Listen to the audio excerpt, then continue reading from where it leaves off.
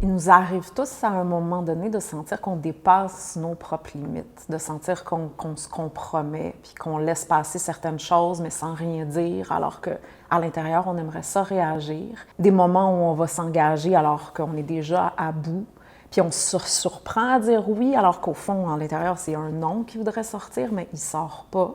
Et à chaque fois, on se promet que c'est la dernière, et à chaque fois, on recommence. Et c'est pas parce qu'on voit pas ce qui se passe, on le sent très bien, là. Au contraire, on sent le trop, on sent le malaise, le moment où il y a quelque chose qui se crispe, qui se tord à l'intérieur, et pourtant, on le laisse passer, encore une fois. Pourquoi?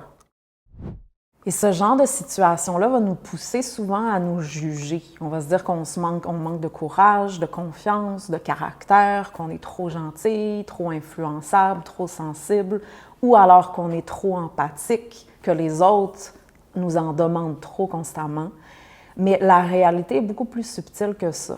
Ce qu'on appelle la difficulté à mettre ses limites, c'est rarement en fait une question de volonté. C'est plutôt un désalignement intérieur, un écart entre ce qu'on perçoit profondément et ce qu'on ose exprimer, entre ce qu'on sait puis ce qu'on sent au fond de soi, mais ce qu'on se permet de vivre à l'extérieur.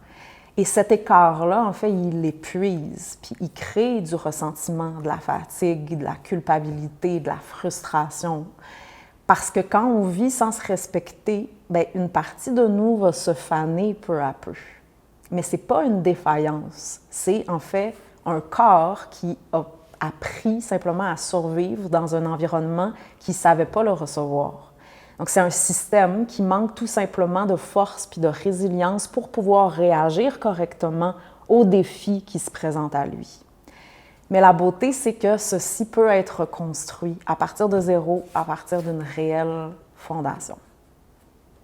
Et chez les personnes particulièrement sensibles, cette dynamique-là est souvent encore plus marquée parce que vous allez percevoir plus que la moyenne. Vous allez percevoir les humeurs, les non-dits, les tensions invisibles. Vous sentez les attentes de l'autre avant même souvent qu'il le dise, qu'il le formule. Et dans ce flux-là constant de données subtiles, bien, poser une limite peut sembler violent, injuste, venir déranger un statu quo d'une situation ou d'une relation. Puis vous êtes souvent déjà tellement investi que ça semble impossible de se rétracter ou de changer le contrat établi. À ce moment-là, bien, vous adaptez votre position, vous absorbez, encore une fois, vous ajustez, mais plus vous faites ceci, mais plus vous vous perdez. Puis à un moment donné, mais c'est juste plus tenable. Et c'est là que vient la vraie question. Pourquoi est-ce que j'arrive pas à me tenir debout, à respecter ce que je ressens? Et pourquoi je me laisse constamment douter, déstabiliser à chaque fois que quelque chose me dépasse? Et c'est là, en fait, qu'un constat plus profond émerge. C'est en fait qu'il n'y a pas d'ancrage, il n'y a pas de ground, il n'y a pas de base ou de fondation intérieure et pas d'enracinement suffisant, en fait, pour contenir ce que vous percevez. Et quand il n'y a pas d'enracinement, mais chaque situation vécue va vous passer dessus un peu comme une tornade. Chaque situation va vous déstabiliser. Puis vous sentez, c'est pas que vous ne vous sentez pas, mais vous ne savez plus quoi faire avec ce que vous sentez. À ce moment-là, bien, vous absorbez, vous refoulez jusqu'à l'explosion ou l'implosion.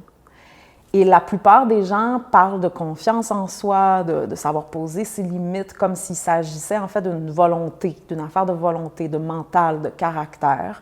Mais ce qui est question ici, là, c'est rien d'abstrait. C'est pas une idée qu'on comprend avec notre tête. C'est en fait, c'est pas quelque chose qu'on peut forcer. C'est quelque chose qui se vit de l'intérieur, dans notre corps. C'est en fait une expérience physique, tangible et concrète. Donc, la stabilité intérieure ne se pense pas. Sinon, on a besoin de se tendre. C'est quelque chose, en fait, qui prend racine dans votre structure, même dans la structure même de votre corps, dans vos os, qui sont en fait la fondation de votre maison, dans votre centre, dans votre capacité de déposer votre poids, dans l'ancrage de votre bassin, de vos jambes, du contact de vos pieds contre le sol, de chacune de vos articulations qui s'emboîtent les unes avec les autres. Et le corps, en fait, est notre point d'ancrage. C'est lui qui nous relie à la Terre et qui permet de rester ici, d'être ici, dans le présent, plutôt que de partir puis d'être dispersé puis d'être envahi par tout ce qui nous traverse. Donc, quand il y a de l'ancrage, bien, il peut à ce moment-là avoir une stabilité intérieure. Pas une stabilité qui est rigide, qui est forcée, mais une fondation, une assise qui est vivante, donc qui est aussi mobile puis qui est profondément enracinée. Et cette stabilité-là permet à votre système nerveux peu à peu de décharger et de se réguler, donc de votre perception de rester claire. Et même quand il y a des émotions là, qui font surface, qui montent, même quand il y a des situations qui deviennent tendues. Et c'est précisément ceci qui change en fait absolument tout. Parce que quand vous êtes enraciné, vous vous laissez plus emporter par chaque tension, par chaque regard, par chaque attente ou manipulation implicite. Vous le sentez, bien entendu, en fait, mais encore plus, de manière plus perceptible, mais vous quittez plus votre centre.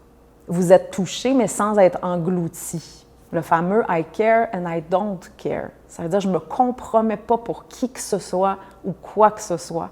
Donc, vous êtes présente en vous-même, même à travers une tempête, même quand c'est le chaos à l'extérieur. Donc, je ne me perds pas pour l'autre.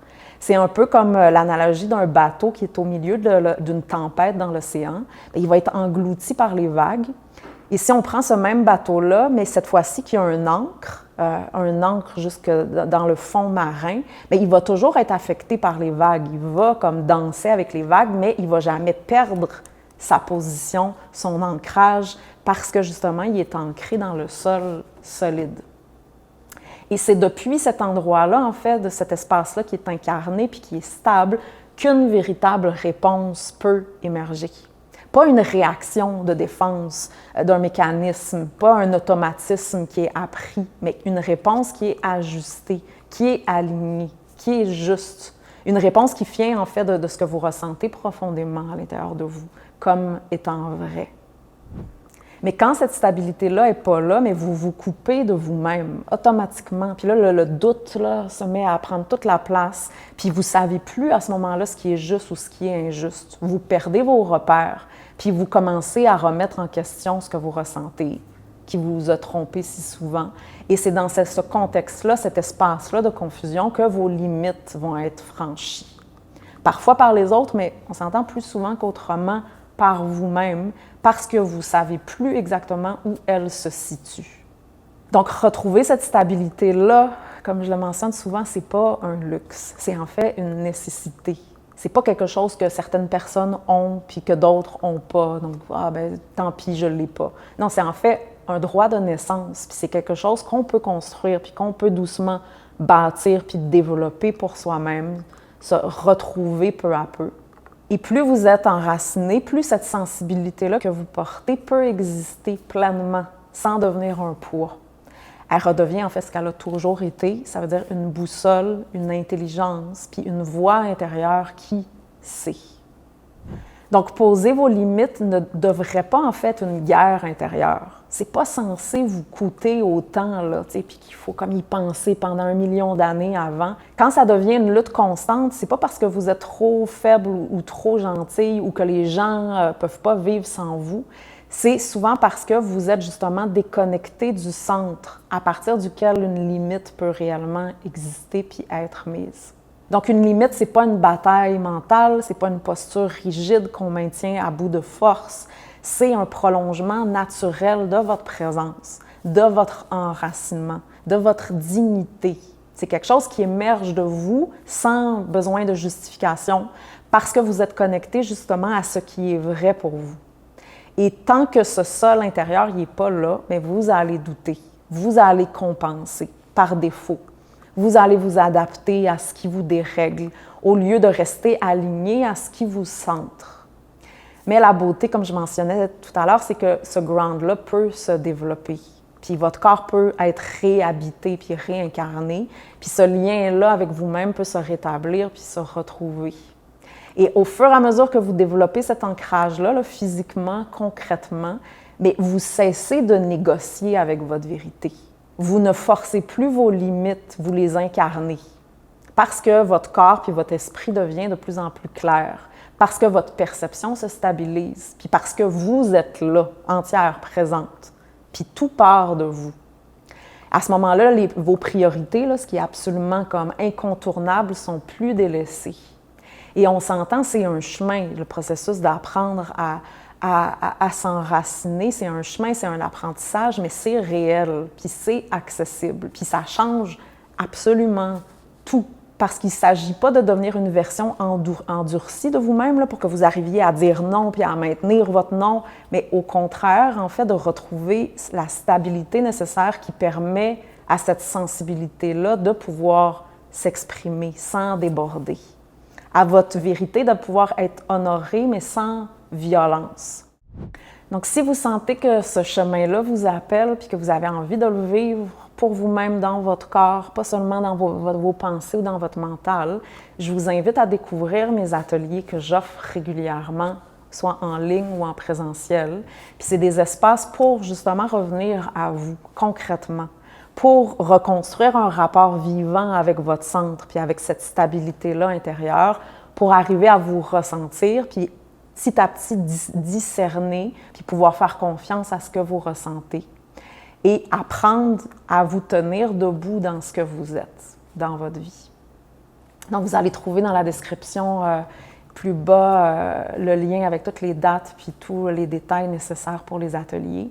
Et si vous sentez que vous avez besoin aussi d'un accompagnement qui est plus adapté, plus personnel, bien, je vais être heureuse de marcher ce bout de chemin-là avec vous.